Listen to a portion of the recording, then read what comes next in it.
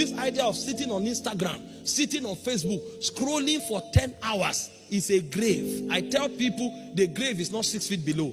The grave of the modern era is a handset. Many people are walking with their graves because the hours that should be invested in self-development, they have wasted it with mindless scrolling on things that don't bless them. Arise, shine. I met Reverend Dr. Orokpo many years ago, and he asked me the first question. He said, how much is your library? Me that thought I was reading. He told me his library was worth 65 million. And I checked, I scanned my whole library in 1 minute. I realized I was joking.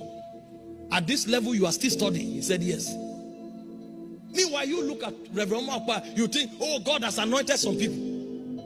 You don't know they walk under. People come out unprepared and they have nothing to say to their generation. If you want to shine, you must arise. It took responsibility. There were times when we spent money. There were times when we didn't sleep. There were times when we had to study. But we beat our body to make sure we receive these things. A generation must arise.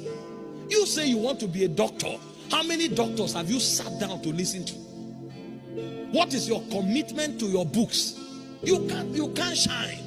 It's not magic. It's not even miracle, as it were.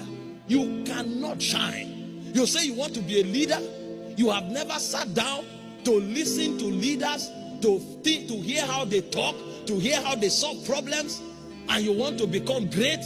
You are sitting here. You say, one day I'll be the governor of your state. One day I'll be the governor of the president of Nigeria, unless you go through corruption.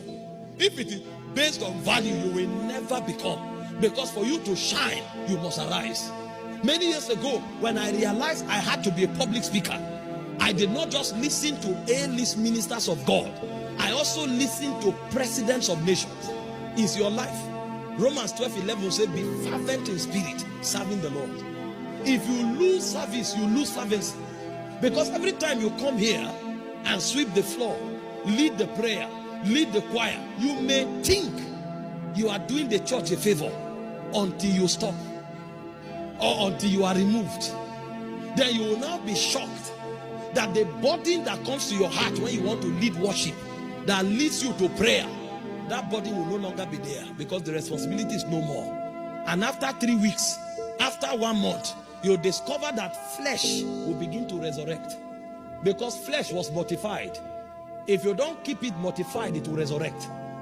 And then you who have destroyed lust for 2 years, lust wakes up again, and your